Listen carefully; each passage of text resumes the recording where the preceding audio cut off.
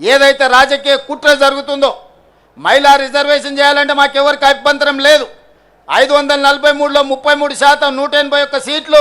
ఎల్లుండి పొద్దున్నే మహిళలకు పార్లమెంట్లో రిజర్వేషన్ ఇయ్యండి. అది అమలైన మళ్ళీ తెల్లారే 119 సీట్లున్న తెలంగాణలో 40 సీట్లకు ఆడబిడ్డలకు తెల్లారే అసెంబ్లీలో బిల్లు పాస్ చేసి మీ అందరికి ఆడబిడ్డలకు సీట్లు ఇచ్చే బాధ్యత నాది. చెప్పిన మాట మీద నిలబడే ప్రభుత్వం ఈనాడు ఉంది. వర్గీకరణ చేస్తామని చెప్పినాం కదా, ఈ దేశంలో ఒక్కడైనా చేసిండా? వర్గీకరణ చేసి చూపించిన రాష్ట్రం తెలంగాణ రాష్ట్రం కాదా? ఈ వేదిక మీద మిత్రులు లేరా? మీకు అందరూ చూడలేదా? కులగణన చేస్తామని చెప్పినాం కదా. జనగణనతో పాటు భారతదేశంలో ఏకైక రాష్ట్రం తెలంగాణ రాష్ట్రం. జనగణనలో కులగణన చేసినాం.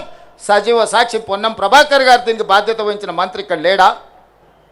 వర్గీకరణ జటిలమైంది అన్ని రాష్ట్రాలలో. వర్గీకరణ ముందుకు జరగలేదు.